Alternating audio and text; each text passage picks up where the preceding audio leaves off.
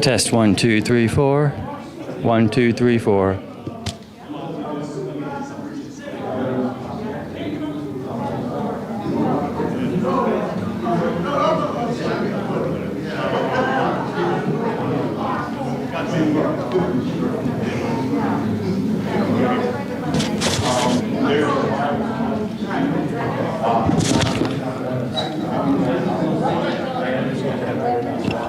Perfect. That works. Hello, sir.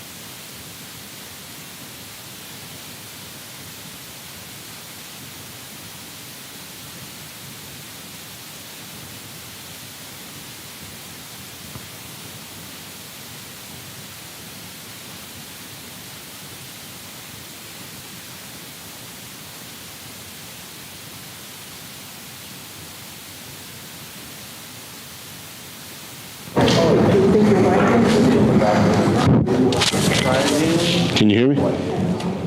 Can you hear me? Yes. Okay. It's blue now. It was yellow before, so I guess.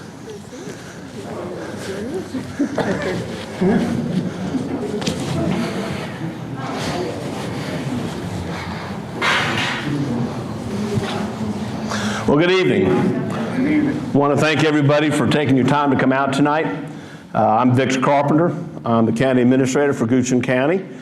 With us tonight, we have with us Mr. Jonathan Christie, who's the Supervisor for District 1, and Ms. Moses, who's your School Board Representative, Dr. Cromartie, who's our Superintendent of Schools, and our Clerk of Court, Ms. Amanda Adams. We also have with us, of course, the Sheriff. We have Chief Ferguson. We have members of their team as well here. We have county team members as well. We have Ms. Carla Cave, our Finance Director. We have Mr. Paul Drumright, our expert in broadband engineering, and just others here to hopefully, if you got questions, we'll be able to answer them for you tonight. What we are here to do is to tell you the story of Goochland. We're going to tell you the story about the budgets and what's important to us, and then some of the great things that are happening. Now, I would like to kid myself that y'all came here to hear me talk, but I know in reality it's for the cookies. These cookies in the back of the room are made by students at the high school, our CTE program, an amazing program that we offer to our students. Please make sure that you try them. They're all homemade with love right here in Goochland County. So it's one of the neat things that our school district does and provides. You'll also see as I go through my part of the presentation that I'm rather fond of our animal shelter, and everybody in this world needs more puppies and kittens. So I've got pictures of puppies and kittens scattered throughout this presentation as well, because it's always good to see something like that. But I want to start, and we're going to start first of all by just kind of going over what this is. This is our town hall meeting, our second one, our District 1 meeting. We had one last week in District 5. We'll have two more. You can see the dates when they will be and where they will be held.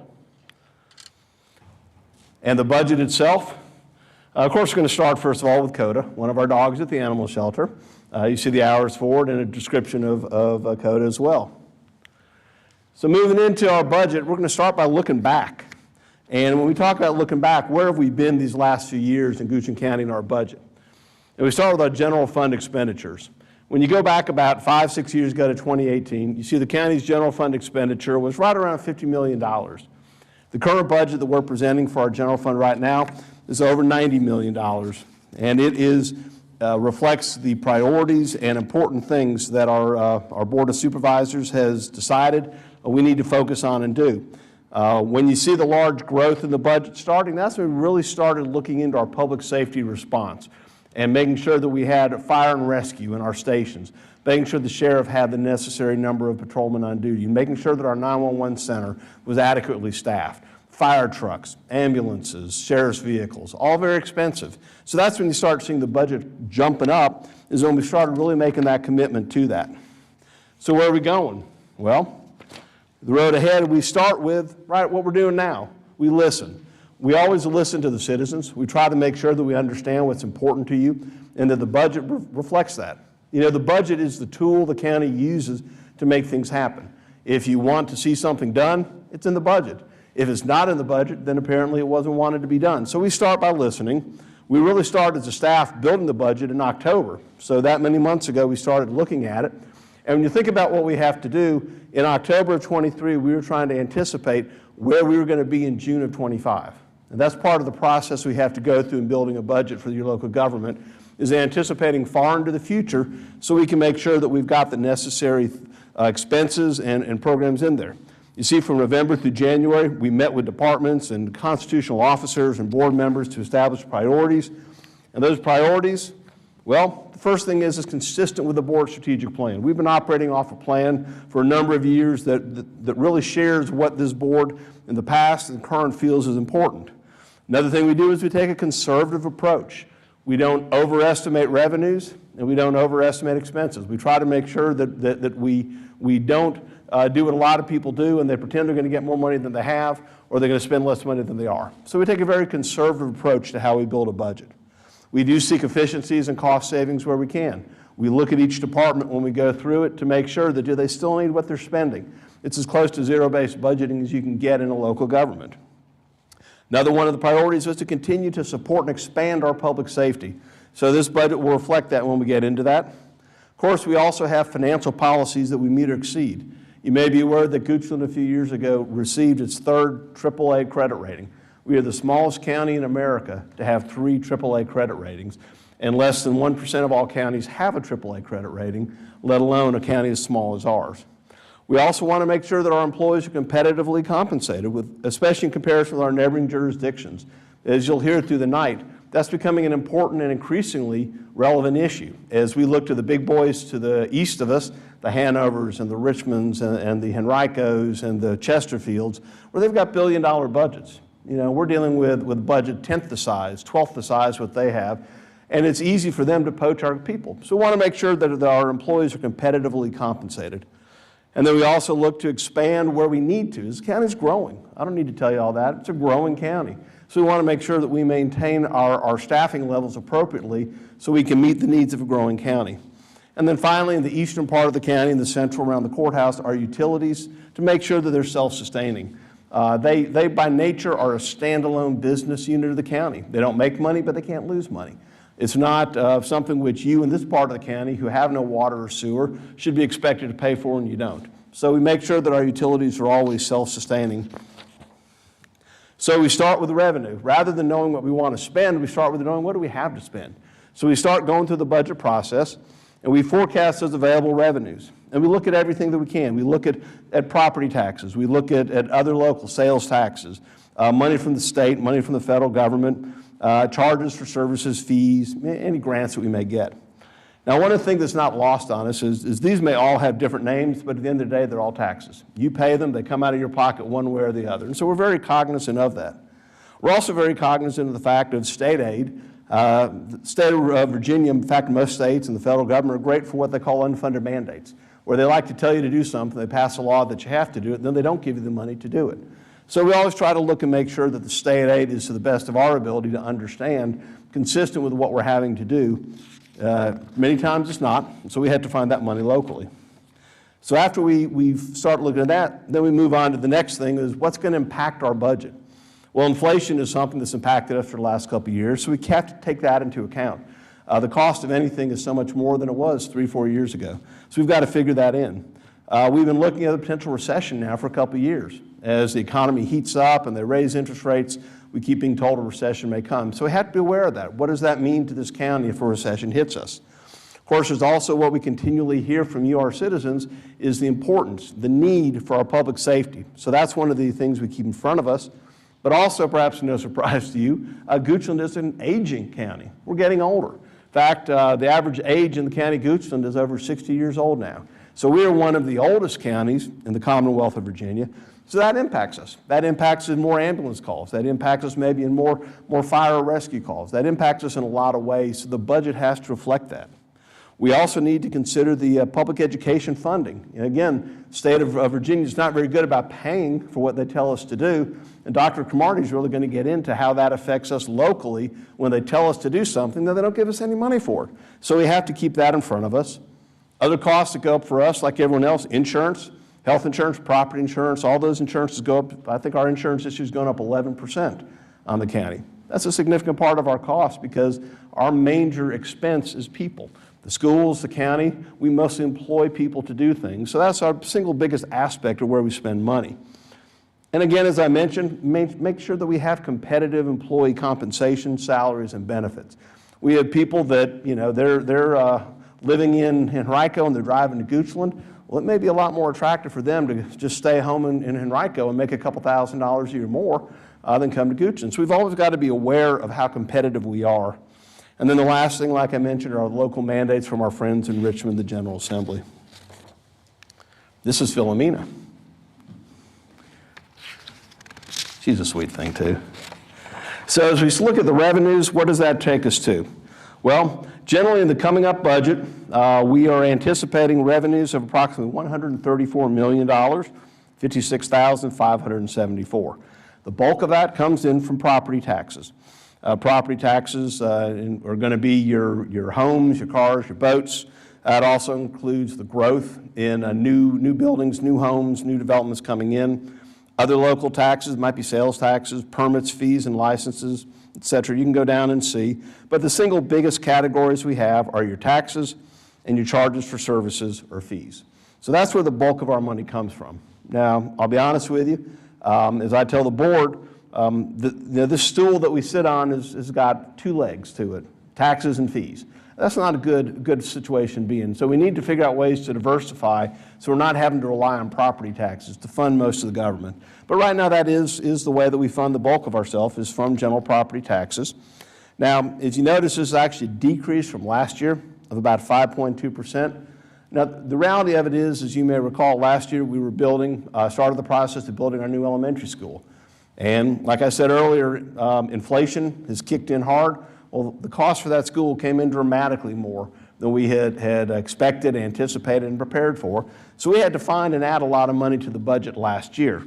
So this year that money's not in our budget. So even though it's reflecting a decrease in spending from last year to this year, the reality is we're still, government is still grown. We're just not spending as much on the school as it did last year. So I don't want to sit here and say, well, we shrunk government. I wish I could say that, but government is still growing marginally in our county, but we're not having to spend that money on the school that we did. And when that school opens, and Dr. Cromartie is going to tell you, it's going to be a neat thing. Hopefully y'all will get a chance to come and see that. So driving our tax, of course, are assessed values, the growth of your property.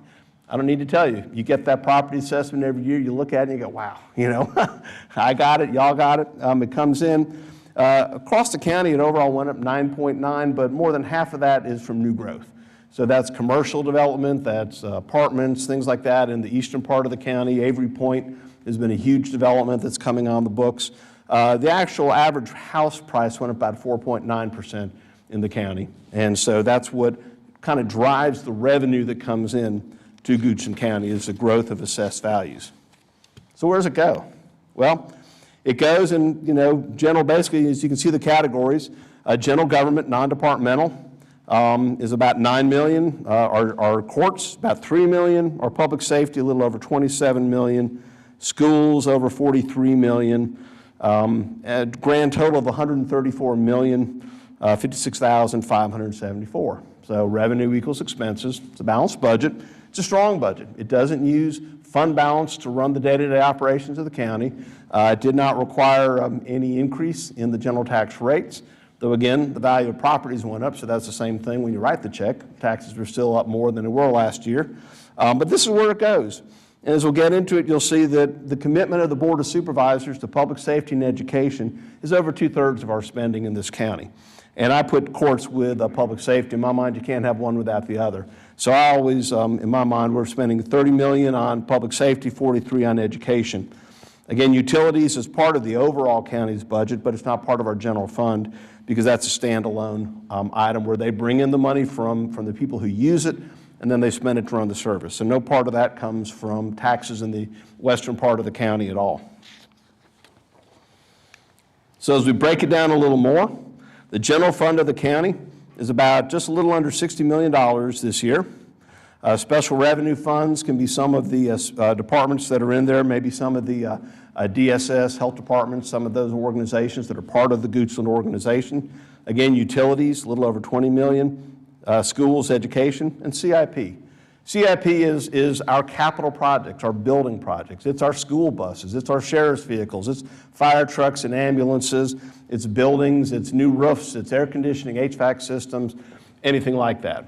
One of the things Goochland County has that, again, you know, we're better than the average bear, and so we've got a 25-year CIP plan where all of our team looks forward, and has been looking forward for years, to see what do we need so we don't get surprised suddenly to find there's a huge expense coming down. So I'll talk about that in a second, but you see that's about, this year we're looking to spend about $8 million. Again, last year's was dramatically more because of the elementary school and the money that we needed to put into helping get that built. Here's Winslow, 4 years old, neutered, chip tested, and fully vetted. So let's talk CIP. So the county CIP for the next 25 years, if nothing changed, $643 million. Now that's new schools, that's new courthouse, that's fire stations, that's renovations, repairs, upfits, that's parking lots, that's vehicles, that's everything we could think of.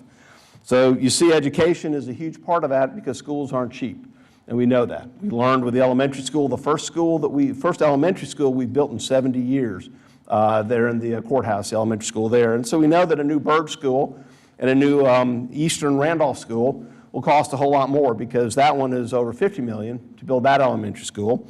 So education is a lot of money, but it costs a lot of money to build a school. You can look around and see this school, which is served so well, and it's going to have to serve for a few more years, but we have a plan to build this school. Fire and rescue is the next big part of it. Again, fire stations, fire trucks, ambulances. We've got over 20 fire trucks in our fleet. Large vehicles, we've got a lot of vehicles, and you have the smaller ones, but you know, your average big fire truck lasts about 20 years. So when you've got over 20, you can do the math, that's about one truck a year you're going to have to replace at a minimum just to keep where we are. Well, fire trucks now are costing anywhere from $800,000 to $1.4 million for a single fire truck.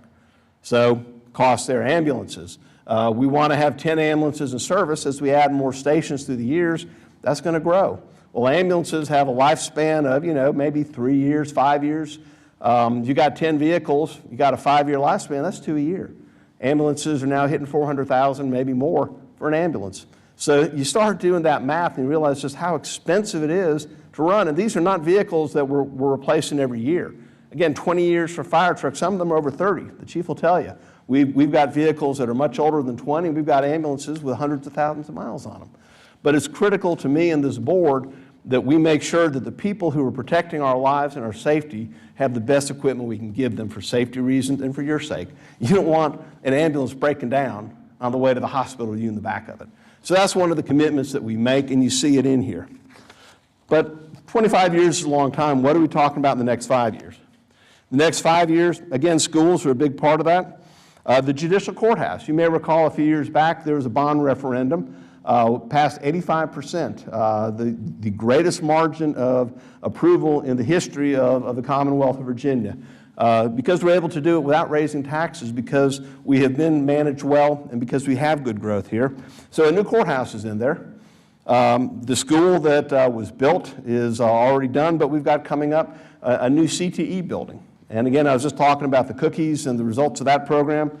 Well, a big part of that is a new CT as well. Fire and rescue, fire stations that we're building currently right now. We're building new Station 7, and you're going to see work being done on a Station 8 over in Gum Springs as well. And then other costs, parks and rec, sheriffs and courts, general services, they all kind of break down, and we've got a detailed online of where the exact buildings are and what they're going to be. But in the budget that we're presenting, here's more of a breakdown of that $8 million we were talking about for you this year. Some of it's relatively small, pictometry software for our assessor, but that's a critical piece of software that will make a significant difference, not just in the job they do for the county, but also public safety and anybody who needs to know what buildings are, where they are, the dimensions of buildings.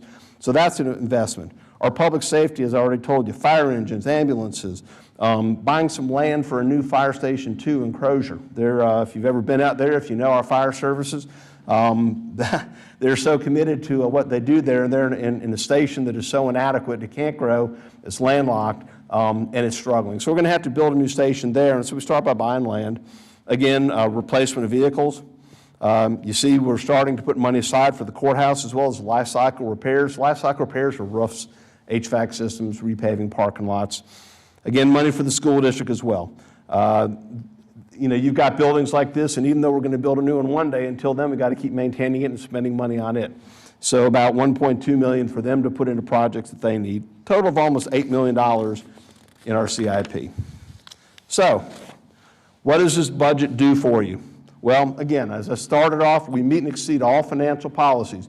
We make sure that our fund balance is strong. We make sure that we maintain that AAA credit rating. We make sure that our debt levels are low. It includes a 5% cost of living salary increase for all county employees, but also public safety remaining a priority. It puts an additional 5% for sheriff, fire, and rescue people. We also put 16 new positions for public safety, 12 of them going to fire and rescue to ensure that the station at Gum Springs can now be a 24-hour, 7-day-a-week station, and then 6 other positions that they can start using for now, ultimately going to the new Station 7 when that's finished. We also have another shift for our 911 call center. 911, that's the tip of the tip. We talk about the tip of the spear. Well, they're the ones you talk to first before a fire truck, an ambulance, a sheriff can come out to your house. So making sure that they're well-staffed and they have all their shifts filled is something that's very important. So we put money in there. Again, education receives funding, and we also are doing studies to make sure that we continue to understand the impact of growth. So one of the big lessons we've learned this year is making sure that we understand what is going to happen to us as people keep moving here. We're the second fastest growing county in the region, one of the 10 fastest in the entire state. What's that going to do to us? We want to remain a county that is 85% rural and 15% urban and developed. What does that mean? What does that look like? If people are coming in and Avery Point, like I said, it's got over 1,000 units in it. What's the impact of that and other things? So we're making sure that we continue to look at these and going into the future so that we can make sure we're prepared as we need to be. And again, no increase in tax rates through the county. So the schedule for the budget, well, we started last week with our town hall in Dover Baptist, tonight here.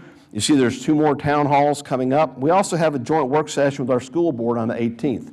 That's an open meeting. Well, these all are open meetings. You are always welcome and encouraged to come. Finally, April, we'll have a public hearing for the budget on April 2nd, and then the actual budget adoption on April 16th. So you've got numerous opportunities to think about, to talk about your priorities, what's important to you, to myself, to your supervisor, to your school board members, so that we hear from you and know what you think and what you want to see. Now we've got a kitty, Strickland. Litter trained, neutral, tested, and chipped. So that's the budget. That's what we're talking about doing. That's why we're doing it. Those are some of the things we're going to accomplish. So now what else is going on in Goochland? Well, let me tell you what's going on in Goochland. I always like to start off and tell people that it's a great day in Goochland County, and it is. So I'm going to start by showing you some of the examples. So we're currently underway. I told you the studies. We're undertaking a study. We call it the Southeastern Infrastructure Study. And it's looking at the southeastern part, the Patterson Avenue corridor, north and south, not as far as 250 Broad Street, and making sure that we understand what the infrastructure priority is going to be, what needs to happen there in the next 20 to 30 years, because we know growth is coming. So we're looking at an area that's almost 5,000 acres with the potential to grow. It's already an area the county has identified as a future growth zone for the county. We've already got apartments there. You've got an interstate there on two sides of it. You've got 4-lane roads with Patterson Avenue. So making sure that we know the impact on our water, on our sewer, on our schools, on our fire, on our rescue, on our sheriff, and on our roads. So that's what this study is going to do. And it's going to give us a sense for that. You're invited and encouraged to participate in that. And this is the whole county that's affected by it. So the fact that it's on the eastern part, you are very much strongly encouraged and welcome to be there. It'll be March 26th. Again, the utilities on the eastern part of the county, this is obviously pretty critical to them. We've been doing a major project over there where we've been upgrading our force main that runs along Patterson Avenue. It's a huge project. If you see the picture, the scale of the gentleman to the pipe itself. So these pipes are about as big as we are standing up. And the main part of our sewer system goes through that, as well as a significant part of Henrico County goes through it. So this is a critical piece of infrastructure. We're about 70% completed with it, and we should be essentially done by May of this year. Another part of our utilities is, again, two of the neighborhoods are out there. One of them, Huguenot Hills, is getting water and sewer. They've been part of that area of the Tuckahoe Creek Service District, which is our utility district, for 20 years, and we're getting water and sewer to them. They're over 50% done now in getting those projects done. Again, all these utilities are paid for by the people who receive the benefit only. They're not paid for by the county as a whole, but by the business unit of the county and those people that they serve. What about roads? A lot of good stuff going on there. If you drive to the courthouse, if you drive that area, Sandy Hook and Fairground Roads, you know the traffic circle's open now. And people had a lot of fun with it while it was being built, when it was open. But an interesting thing has happened. People like it. We've had significantly fewer wrecks there. Traffic doesn't back up like it did in the past. And so that's one of the things that are done. But when it was originally presented, it was going to go all the way to Highway 6, you may recall. Well, inflation hit, and they couldn't afford that, so they took out the part to Highway 6. So now we're underway with what we call the extension, the Fairgrounds Road extension. Engineering is underway, so that's a good sign. That means it's a funded project. It's going to happen. They should believe it'll be done about February of 28, so about 4 years, to finish engineering, designing, bidding it out, and building it.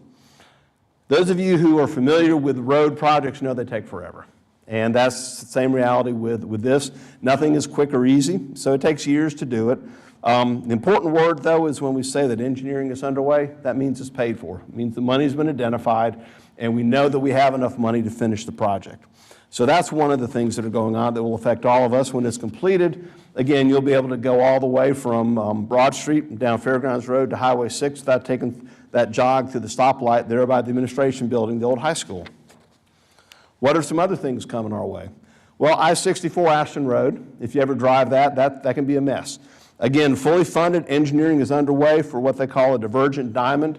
That's going to totally rebuild that entire intersection so that it'll be able to move traffic north and south on that road, handling what's already a critically failing intersection and improving it significantly.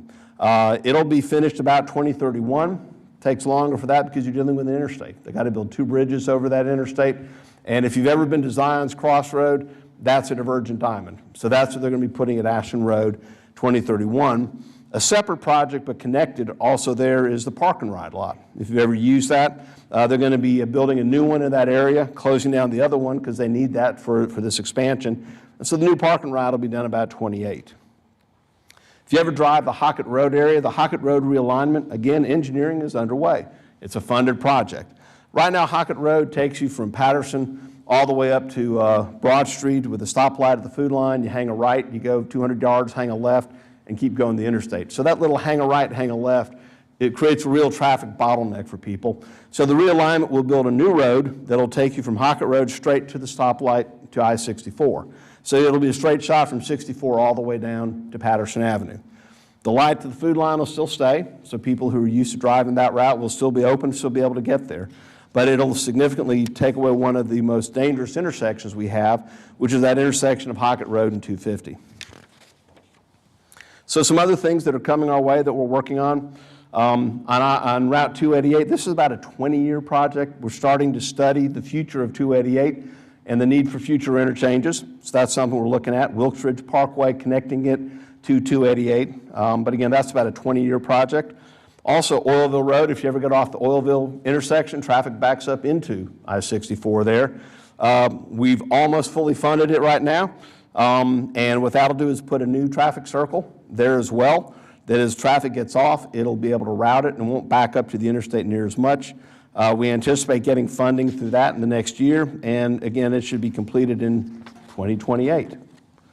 Now, moving on from that, internet, high-speed internet. I just live down the street from here, and I can tell you that, I've got to use little MiFi to connect to anything. My kids are all 26, 28. They're like, we're not going to come visit you until you have real internet. So to me, that's important. I understand, and Firefly is coming. And I saw some weeks back, actually about 2 months back, looking out one day, and they were hanging wires in front of my house. And that is the Dominion Middle Mile, where most of these, or many of the miles of wire actually have to be on Dominion's power lines in their right-of-way. But Dominion's not providing the service, Firefly is. So Dominion is the middle mile. Once they're completed, then Firefly will be able to start connecting that last mile to the houses that are going to be tied into it. All of the CVEX system, if you're in that part of the county, they've already got. Firefly's already finished in the CVEX system. In the REC service area, they're starting to connect people now. Again, Dominion should be completed with most of their stuff by really by June of this year.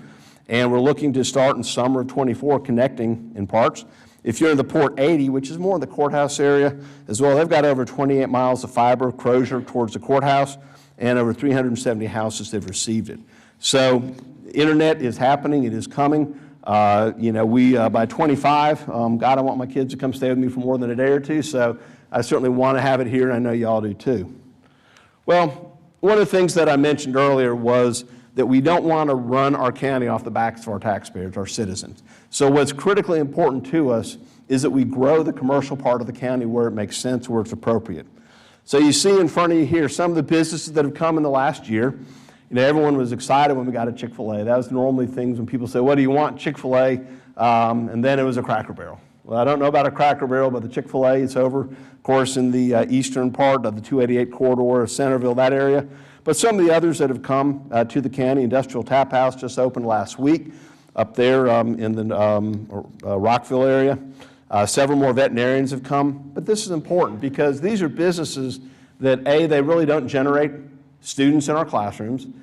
They don't generate many calls for fire and ambulances. And they really don't generate that many calls, God willing, to our sheriff's office. So they help us. They're here, they're making a difference in our community, and they're generating revenue that we need so that the taxes on our homeowners do not go up or continue going up. So you'll hear us talk in the next year or 2 years about the importance of growing our commercial sector and why it's important. We don't want to be short pumped. That's not what we're saying. What we're saying is that we need that 15% is critical so we can maintain 85% rural, agricultural, the kind of environment that we're all here for, why we want it. So it is important that we do that, and you'll see us talking about that frequently. And give you an example. The last 8 years, $546 million has been invested in commercial development in this county. So $546 million, that made a huge difference in our ability to put those 16 public safety people in the streets starting in June. That made a difference in being able to buy fire trucks and ambulances and build that elementary school that's going in. So, sometimes it's something that we don't see, and ideally something that doesn't affect us. In a perfect world, it doesn't affect us and we see all the benefit, but it's critical that we have this capital growth in our county. There are other kinds of growth we're looking at as well. Tourism. We've got an amazing place. Again, we love living here. Goochland is a great place. And getting tourists to come. Why? Well, because tourists generally come, they spend money, and then they go home. Okay, so they don't put kids in our schools. They generally don't generate service needs to us, but they make our restaurants help, our small shops, they help, the gas stations. So they support us. So Goochland County passed a strategic plan for tourism in January of last year. There's a tourism website, exploregoochland.com. Got some great ideas on it. You go, there's day trip ideas, a variety of them from, if you want to do history, if you want to do a guy's day out, a girl's day out, you want to do a craft beverage day, gives you all kinds of routes you can follow through as well. Encourage people to look at that because it's amazing some of the stuff we have here. I was just talking about archery in this county, the Tucker Park and things you can do there, Leaks Mill. over 9 miles of trails there that you can mountain bike ride. People come from all over the state to ride mountain bikes in Leaks Mill. People come for archery competitions here. Those are things that you don't always think about, but they're important to who we are, because as Goochland, we're different. We're not Henrico. We're not Chesterfield. You know, we've got an app, of course, for your phone. Encourage you to do that, because that also helps, that ties you into our local businesses. And if you want to know if someone's playing live music, then this will help you find out if they're playing live music at, you know, one of our craft beverage or one of our restaurants in the county. Something else that our EDA, our Economic Development Authority, which is independent of the county but part of us, is they started a program where if you shop in Goochland and you joined up, and it's just all you do is download the app, you can earn 5% back from everything you spend in the county. And that's just actual, it'll deposit the money, 5%. If you spend $100, it'll put $5 back in you that you can then spend somewhere else in Goochland County. So the idea is to encourage us to go shopping in Goochland and help our friends who are keeping businesses going in Goochland. So shop local and earn 5%. Again, encourage you to look at that. Because we do care about our businesses, these are some things we're doing to support small businesses.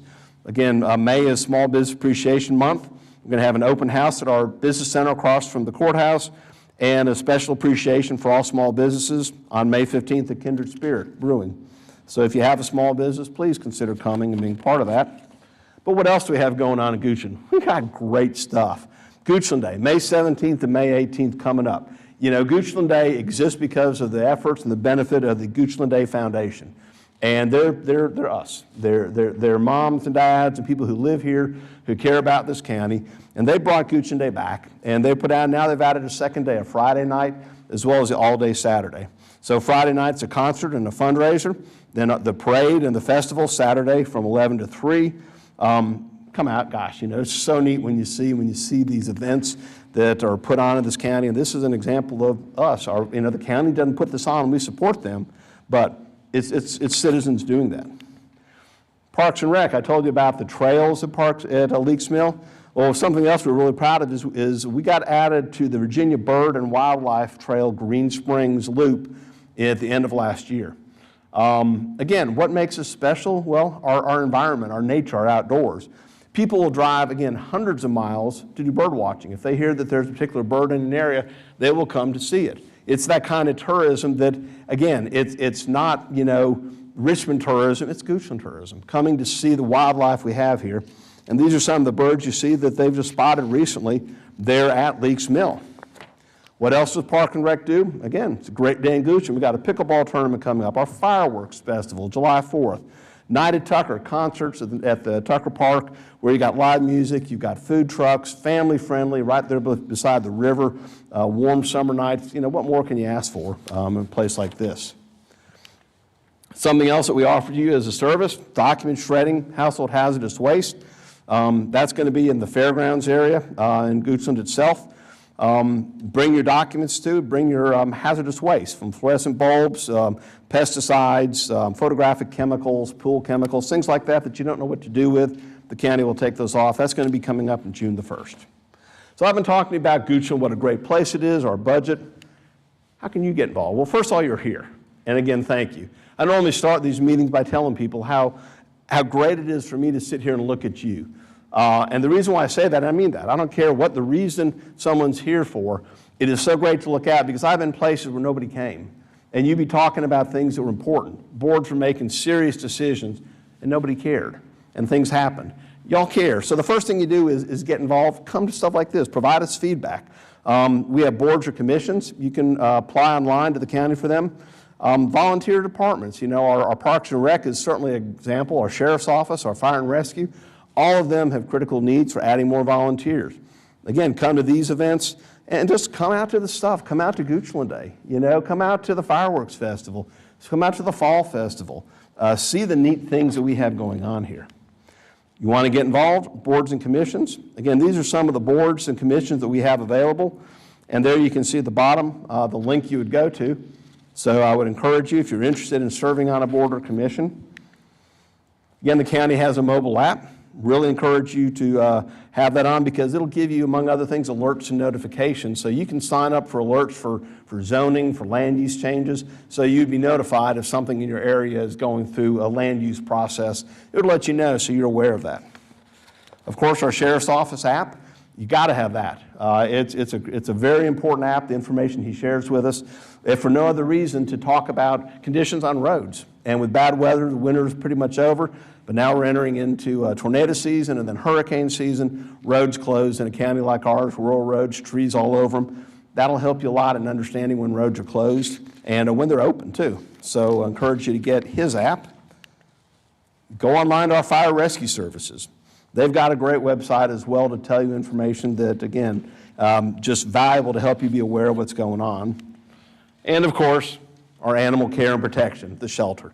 You can always volunteer with them. One of the things that we're really proud about with them is that they managed last year a 96% save rate, and that's a real number. That's not kind of one of these cobbled together numbers that's not real. That's 96% of the animals that came in walked out, either with a person or with a person. They all walked out with a person, not on their own. And over 600 adoptions. We also responded, received over 2,600 calls for service. I can tell you they do not respond to calls for bears. That's Virginia Wildlife will do that. But they'll respond about any other call that you come from horses, from pigs, from cows, dogs, cats, guinea pigs, birds, snakes. They've got a special area in there for exotic animals that'll come through them as well. Citizen engagement, again, encourage you to sign up to go on our Facebook, our Twitter account. Code Red, that's probably the last thing that I will encourage you to sign up for. Code Red, we only use it when it is a crisis or an emergency, so you're aware that something is happening in your area. It could be tornado warnings, it could be hurricane warnings, it could be amber alerts, it could be a water line has broken and you have no water in your area. So I strongly encourage you to sign up as well for that. And so with that, again, we've got schools coming up, but I'll be glad to take a few questions right now if you've got any for me. Yes, ma'am.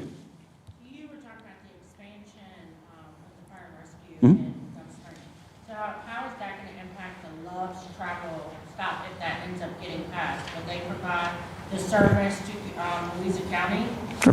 And the question was, as we look to start working on a Station 8 in Gum Springs, how would the proposed Love's truck stop in Louisa County, how would that affect Station 8?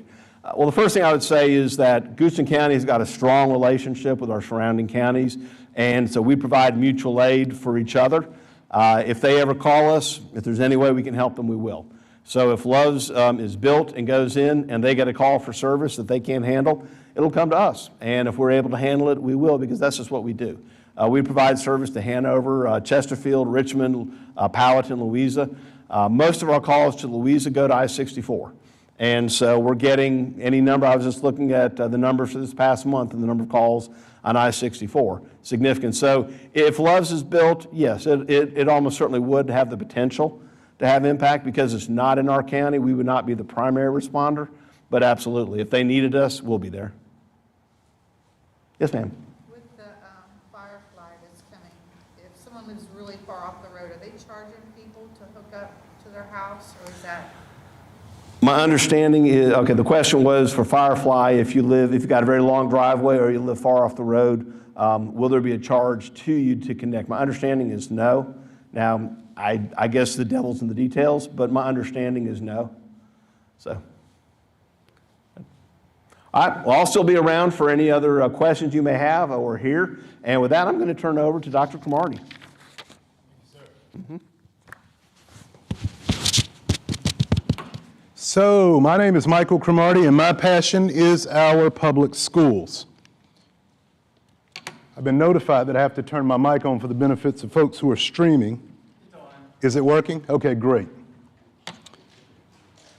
Really don't want to be tethered. So, how many of you have children in our public schools or grandchildren? Okay, I certainly do. Okay, so just a few of us in the room. For the rest of you, I want to talk to you a little bit about how our public schools are funded from a state level, and then I'll get into talking about how our county promotes and helps finance our public schools. We are based on a formula at the state that funds schools based on locale's Local Composite Index, LCI. The LCI for Goochland County is a 0.8. Anybody care to guess what the highest possible LCI is? It is a 0.8. That means that based on the state formula, Goochland County is seen as having a high ability to pay for its public schools.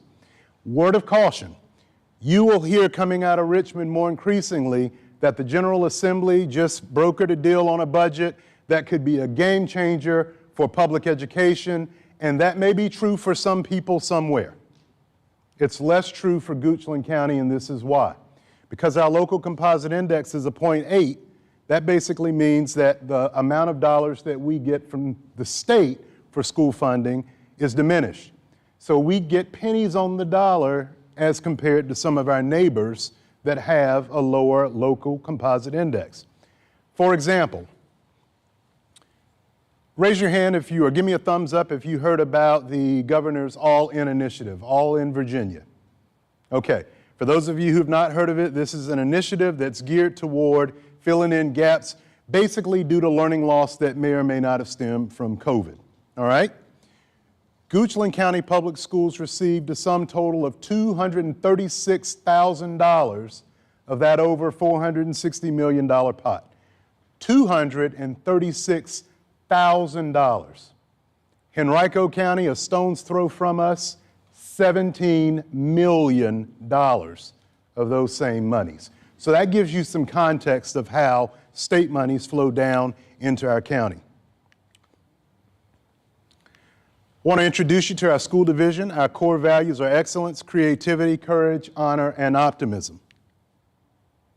Our goals are to maximize each student's academic potential, to maximize our resources for instruction, and to improve the climate of our organization every single day. Our vision is to inspire the next generation to make a positive impact. We are educating students to be the kind of neighbors that you'd want to have. And our mission is to maximize the potential of every single learner, each of them every single day. We make decisions that are in the best interest of our students. Our enrollment, as you see, we've been fairly steady in enrollment for the last several years. There is an anomaly for last school year that I can't quite put my finger on. The best that I can surmise is that the outgoing cohort of students who graduated might have been larger than the incoming cohort of kindergartners. But if you look at this, this is actually the anomaly year. All the other years pretty much run pretty close to 2,600 students. I want to talk with you about schools and the housing market. The reputation and academic performance of schools have a direct impact on home values in that community. This is true.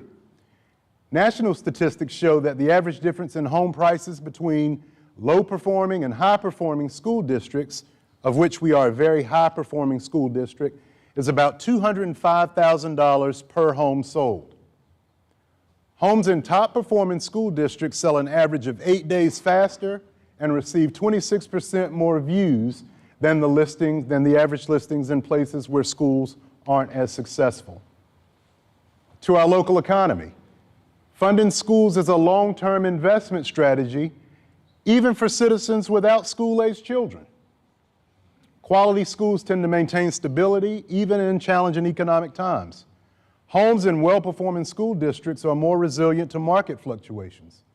Investments in education pave the way for a highly skilled and innovative workforce that drives economic development, and reputable schools attract business. We're on the beneficial side of that. Our schools are reputable and have been reputable for a very, very long time. So now I want to transition and talk about some of our successes. All 5 of our schools are Apple Distinguished Schools. All 5. There are fewer than 400 in the entire country. We have 5 of them here in Goochland County. We're innovators in technology. We're recognized for meaningfully integrating virtual reality into teaching and learning. Niche rates us for the 6th consecutive year as being the top school division in the metro Richmond area. 6 consecutive years. Next year this time, when I'm here talking to you, I'm going to say, Niche has rated us for 7 consecutive years as being the top-rated school division in the Metro Richmond area. There are some challenges that we're facing that are unique. We are a nationally recognized Special Olympics Unified School Champion District. For several years running, we've received a Distinguished Budget Presentation Award from the Government Finance Officers Association. And we are one of 10 school divisions in the Commonwealth of Virginia that can boast 100% of its schools being fully accredited for over a decade.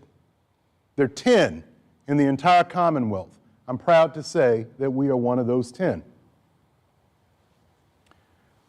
We are a leader in assessing student growth. I could talk to you all about SOL outcomes. I pretty much just did it with that last slide. School accreditation is based on SOL yields. But I want to spend some time tonight talking to you about individual student growth. We use the measure of academic progress. And Goochland has been a leader in that assessment. It is a nationally normed, very reputable assessment. Goochland's been using it in the elementary grades for over the last decade, 11 to 12 years. Goochland's been using it in the secondary grades for over the last 5 years. That pink line that you see on this graph represents the national average of students meeting their individual growth goal.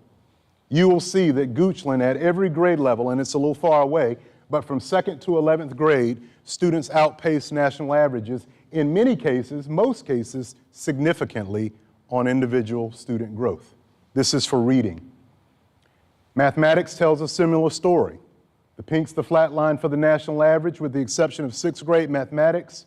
Our students are outpacing the national average for individual student growth. We will get 6th grade mathematics. For graduation rates, almost unheard of. For the last 7 or 8 years, we've posted graduation rates at the 95th percentile and above. I want you to look at the work that's been done around graduation rates over the course of the last 15 years. We've plateaued at 98% and have been pretty much level at 97% for the last 3 academic years running. Now, I do want to caution you. A 97% on-time graduation rate does not mean that 3% of our kids are dropping out of school. That's not what that means. Sometimes kids take additional time for various reasons to earn their credential. Sometimes students earn a GED. So I don't want anyone leaving here thinking, wow, 97% is really super, but does that mean we have a 3% dropout rate? Not necessarily. So when I went to our school board and then ultimately our board of supervisors to talk about our fiscal ask for this upcoming fiscal year, we did so with teacher compensation, among other things that are vital to student success in mind.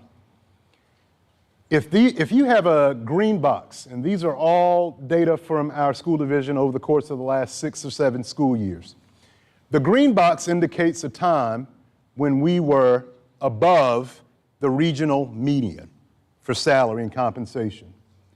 The yellow, we were right there on the cusp. In other words, we were about average. There were 3 school divisions that were doing better than we were. There were 3 school divisions that were paying worse. If you're like me, you're noticing that in 2017, starting teacher salary on through year 15, we were in the top 3. We were doing well. But as time has progressed, we've fallen behind the rest of the region. So now we're average at year 0, and we need to be average at year 0 if we expect to recruit anybody to come and work for us. But at the increments of 5, 10, 15, 20, and 25 years, you see we fall below the median region, or the regional median, excuse me. Our mid-year resignations are up 120%. And I jokingly said down in District 5 last week, that happens to coincide with my arrival, but they're not leaving because they hate my guts. Part of me wishes that that was the reason, because I could change that just like that. They're leaving us for a variety of other reasons, mainly to take jobs and opportunities in the private sector that pay far more than we ever could imagine.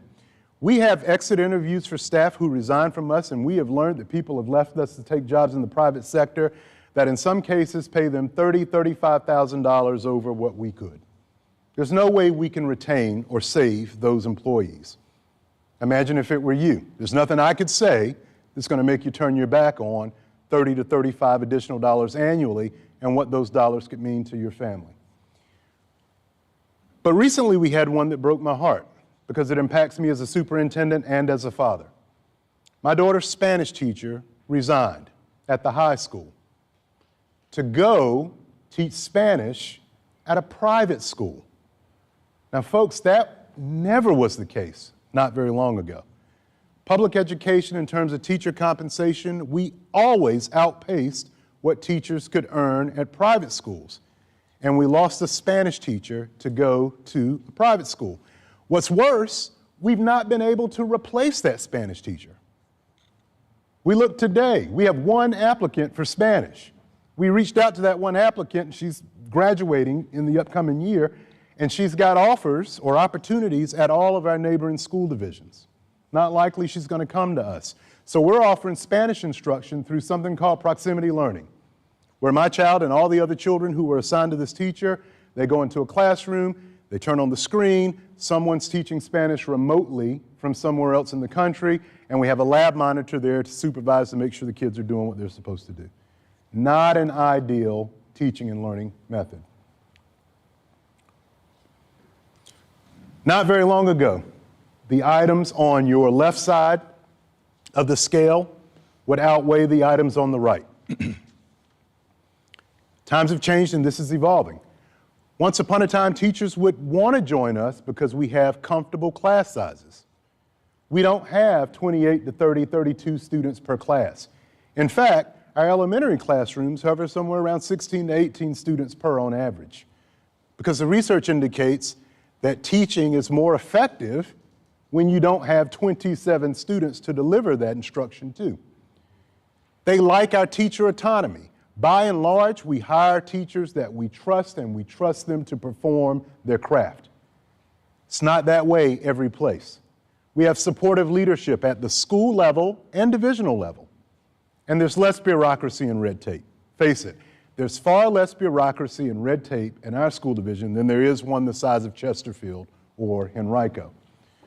But more increasingly, those things are taking a back seat to commute. 52% of our workforce lives outside of Goochland County. Some of them drive across 2 school divisions to arrive and work at hours. Salary, which I just showed you. The instructional calendar was misaligned. We've worked really, really hard to gain some alignment and get that fixed. Inflation, which we have no control over, but have to be in a position to respond to. Housing, hiring incentives, private sector pay. I'll talk about housing really, really briefly just to say that I heard a story a couple weeks ago. Tina McKay, the principal at Goochland Elementary School, was telling us about a teacher who has 2 roommates. So she's the 3rd person in that apartment. So they're splitting the rent by thirds. And I don't know what the rent is. I do know that that teacher recently shared with Ms. McKay as her principal that she's had to move out of that apartment and back home with her parents because she can't afford 1/3 of the rent. This is an educated public school teacher. I would argue that that should not be. So the budget that I'm going to summarize for you tonight reflects a 5% pay increase for all employees, of which we're grateful to the county is included as part of their overall budget. These are our numbers. Our total additional investments this year in this budget represent $2.3 million. $2,329,130 to be exact. This is a 5.7% increase over last year's budget, and that's a good thing. This is the way we use your dollars, your tax dollars. 71% of all of our investments go directly toward instruction. 7.1% for administration and health, about 7% for transportation, keeping our buses well maintained, about 9% for operations and maintenance, and about 7% for technology. I could easily argue that monies here, all go to advance the larger piece. If we don't get them to us, we can't instruct them, okay? If we don't have the appropriate technology, we cannot adequately instruct them. So for safety's sake, I'll say 71%, but I could argue closer to 87. This is our proposed fiscal year 25 budget investments by type of expense.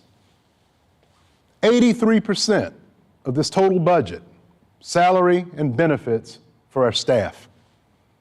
23% represents the benefits, 59.6 the salary. A little under 4% for purchase services.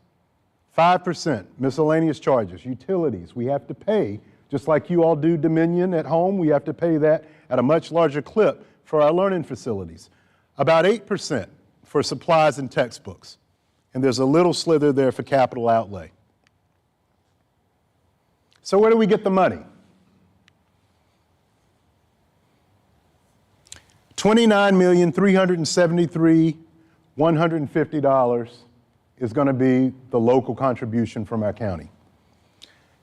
This transfer is an increase of about $2.1 million over last year's fiscal. And the county transfer increased from 68% of our total budget to 70% of our total budget. That goes back to that high local composite index that I talked about at the onset of my remarks. There are places not very far from us where the county contributes 60% of their contributions to run their budget. Believe it or not, there are places in the Commonwealth of Virginia where it's far less than that in county contribution. About 4% of our money is federal grant. About 3% other local money. We charge tuition for students who go to our schools but don't live in Goochland County. And you all would be surprised to know that that's a handful of folks. They live in surrounding areas. They want their children to be a part of what we've got going in Goochland, so much to the point that they pay tuition to have their children come here out of district. About 10% state sales tax, and about 14% state grants. This is a 10-year trend of all revenue sources. And you'll note that that number is going, that bar graph goes up with each passing year, as it should. If you ever hear someone say that we're funding education at a historical level, I hope that your response will be, you should say that next year, and the year after, and the year after that. We should always be funding public education at historical levels. When your total additional investments matches your total additional revenue, you have by definition a balanced budget. And folks, I'm proud to share with you tonight that the schools have presented a balanced budget to become part of the overall county's budget. The total school budget grew by 5.65% over the last fiscal. But we do have things that we wish we could have that we don't. We had to make tough decisions. I don't want anybody driving home tonight thinking, gosh, they gave that superintendent everything he could have wanted more for schools. We projected health insurance costs to come in at a 9% increase and had budgeted about $400,000 to absorb those costs rather than pass them on to our employees. If you do the quick math, we give them a 5% raise and then their health insurance cost goes up 9%. They don't net a lot. They net enough to have Chick-fil-A maybe twice throughout the course of the year. To account for the additional 2 percentage points of health insurance increase, because we know those numbers are actually going to come in closer to 11%, would take $120,000, which is not reflected in the current budget. We're seeking a market adjustment pool for teachers to get them to the median of the region. Only teachers, not all employees, not the superintendent, not principals, not anyone in central office. Only our 234 classroom teachers and people who are classified as classroom teachers. This will come at a cost of $1.4 million. More funding for new textbooks based on the Virginia Literacy Act and new math SOQ standards. Mr. Carpenter spoke when he was up here about unfunded mandates. The Virginia Literacy Act is a powerful piece of legislation that I really hope will be a game changer for literacy across the Commonwealth of Virginia. It came with that much monetary investment. That's zero, by the way. Nothing. We are looking at purchasing materials to advance the Virginia Literacy Act, and those quotes we know are going to come in between $300,000 and $350,000 for those materials. We'd love to have 3 additional interventionists or reading specialists, 1 per elementary school, self-explanatory there. The more specialists we have geared toward helping our kids who are deficient in literacy, the greater we are at getting those kids who are deficient on grade level in lesser time. It would be great if we could have a special education teacher, 1 additional at the middle school and the high school, to reduce our average caseloads for special education teachers from 26 to maybe 18. That would be a game changer for those employees. And fill in the gap on deferred maintenance and vehicle replacements because of less CIP funding this year, at an estimate of $1 million. We've got some wonderful capital improvements going. You heard Mr. Carpenter talk about the new elementary school. We're going to actually have a ribbon cutting and open house for that school on July the 18th, and hope that every single person in this room will come and bring a friend or 2. But the original structure at Goochland was built in 1957. Nearly 70 years ago, it was due time for that facility to be replenished. This school was built 1 year later, nearly 70 years ago.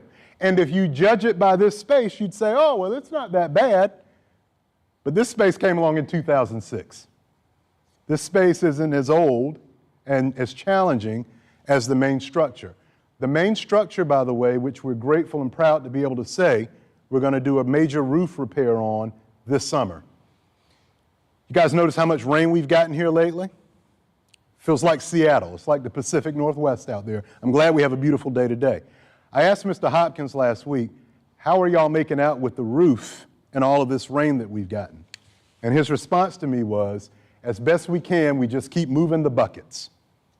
And Mr. Hopkins is retiring this year, but our goal is whomever comes in this building as principal next year can spend more time leading teachers and advancing this school in meaningful ways than worrying about where buckets are placed when it rains. We're proud of that. Randolph, built in 1958, had a gym addition similar to this in 2006. Of course, you all know the high school was built with a capacity of just under 1,000 in 2001. The middle school came along a little bit later with a capacity near 700. Career and Workforce Development Center, built in 1997. And there's bond dollars or bonds secured for an addendum to the high school for CTE. We have a fleet of 59 buses and 64 vehicles. The majority are fully depreciated. Folks, we have some buses on the road that are beyond what should be the average life of a school bus. Now, you may be thinking, they run, don't they? They do today, but if they stop tomorrow, there's got to be something else to put in that spot, to backfill. And we also have possession of tenancy at the Oilville Garage, which is a county-owned structure. So the way that it will shake out, when we open the new Goochland Elementary School, I want you to think of our county in 3 chunks. This is the area that we're in tonight up in the northwest corridor. This is the courthouse area. This is the southeast corridor. The northwest corridor is Byrd, Goochland Elementary, Randolph. Our rezoning plan, which we hired professionals to draft and help us with, is going to pull approximately 40 students from this section of the county to go to the new elementary school. It's going to reduce the enrollment of this school by about 35 to 40 students. So this school is going to be looking at about 240, 250 students. From Randolph, it's going to pull 80 to 100 students. So the enrollment at Randolph will basically flip with the enrollment at Goochland Elementary School. We hope that the new Goochland Elementary School will have just a shade under 500 students. It's built to accommodate 650, so there's still significant room for growth. Added to that, the 40 students that will come out of here to go to the new school will leave that capacity here, and the 80 to 100 that will leave Randolph to go to Goochland Middle will leave that capacity there. So we're in a position to meet growth, slow growth, which we're projected to feel in our schools over the next several years. This was a $55 million construction project. It took $11 million to ready the ground on which the school sits. So what we ultimately will have is about a $44-45 million school, and it is a wonderful, wonderful facility. This new school will open for students and staff this August. This project is currently under budget and has allowed the county to improve related roads, or will allow the county to improve related roads and stormwater management ponds. Many of you, if you're like me, and I know you guys have been here a lot longer, I've only been here 7 months, I did not know that there was a stormwater management pond off to the, is it to the right as you're traveling on Bulldog Way, or is it to the left? If you're going to 522 from Route 6, it's on the left. It's on the left, going to 522 from Route 6. Many of you might not have ever known it because it's overgrown. And now, to get that restored, it's the responsibility of the school division. And I've mentioned our ribbon cutting that we're going to have on July the 18th from 4 to 7. We have other current projects. Randolph Elementary has a whole school generator. If you think that that's a frivolous charge, let me tell you why it is not. The power goes out frequently around our county. And we're in situations where if the power goes out and they don't have an estimated time of restoration, especially if we haven't fed students, we've now got to get students out of school and home. When that happens, we have to call their parents who are working, these are elementary kids, to be home to receive them. There's a whole lot of things that have to happen as a result of us not just being able to rely on a whole school generator and keep business as usual in the event of power outages. I'm proud to share that we have HVAC replacements at the high school scheduled for this summer. $4.6 million. I talked about the Bird roof replacement this summer, $400,000. Bus and vehicle replacements, one each, delivering summer of next year, $200,000. School buses are extremely expensive.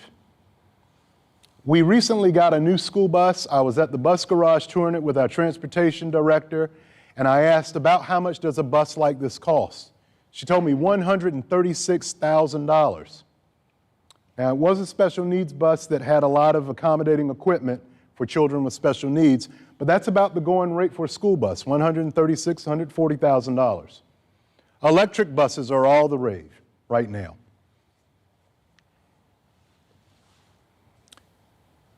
These are requested CIP needs that are currently unfunded. Lighting upgrades at the high school, $400,000.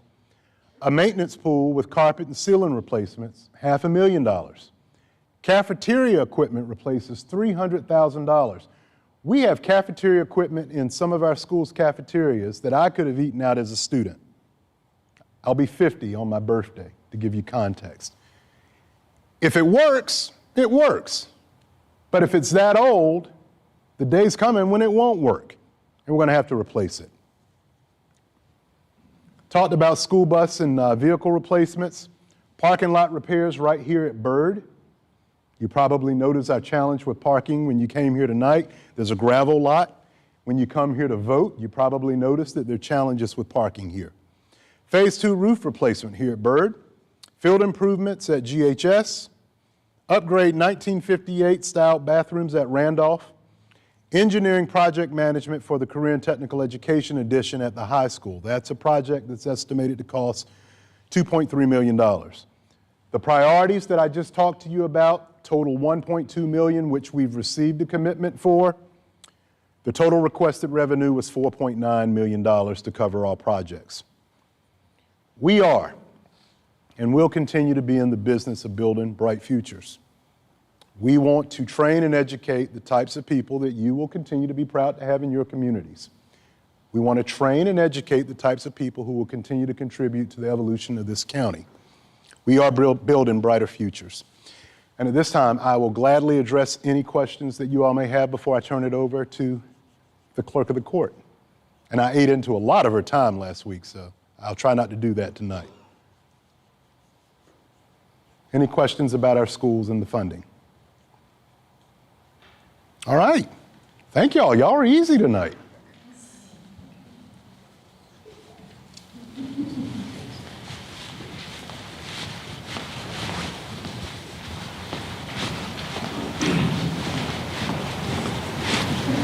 Thank you. Good evening. I'm going to be very quick. I just want to give you all a few updates on what we have going on at the courthouse.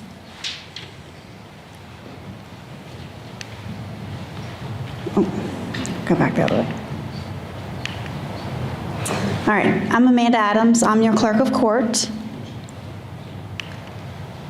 So the first thing I just want to let you know is we have purchased an oversized plat scanner. So I don't know if anybody has come into the office lately and they have tried to get a copy of their plat. And it used to be that if you wanted to get a copy of your plat, you'd have to have pieces of paper and you'd have to cut it and put it into sections. Well, now we have the ability to have the whole plat for you. So I think that this has been very beneficial to a lot of people. We also have it now, so when you come in, you can actually we just need 2 copies of a plat. So if you're actually, where the county used to require 3 copies of it for you, we just need 2 copies now, and we will just get it scanned, and it'll be available for you to view down in our record room the next day. Also, we are going to start doing online concealed handgun permit applications here shortly.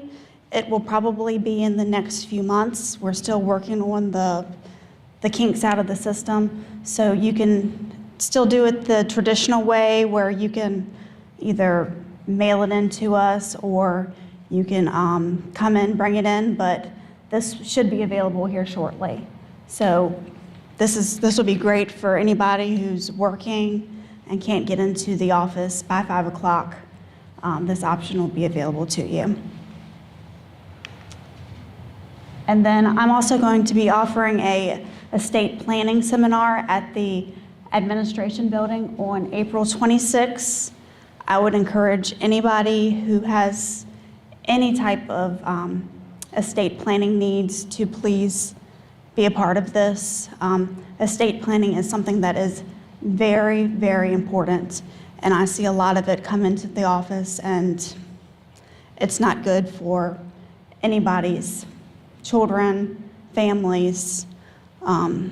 So I would definitely encourage anybody who wants to have any type of plan moving forward to please come and be a part of this. Or if you know anybody in your family or any friends as well, to please encourage them to come as well. Does anybody have any questions for me? Yes, Jonathan. The concealed carry, the online concealed carry permit, is that for renewals as well? It's for renewals, new applications. Yes. Anybody else? All right, well, thank you. I'm going to turn it back over to Mr. Carpenter. Thank you, Ms. Adams. Appreciate it. You're welcome. Thank you all again for coming tonight. Before we go, we have Mr. Christie, who's our District 1 Supervisor, and Ms. Moses, our District 1 School Member, Mr. Christie. I think you'd like to say something. And also, I did not introduce Mr. Donald Wild, who's District 5 Supervisor as well. So, appreciate them coming tonight.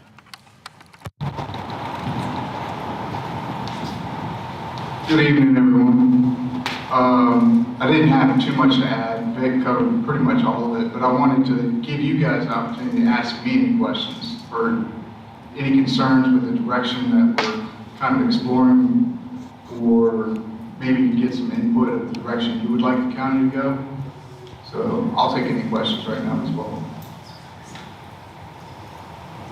Well, thank you for coming out. Everyone have a good night. Thank you, Mr. Henry. Ms. Moses.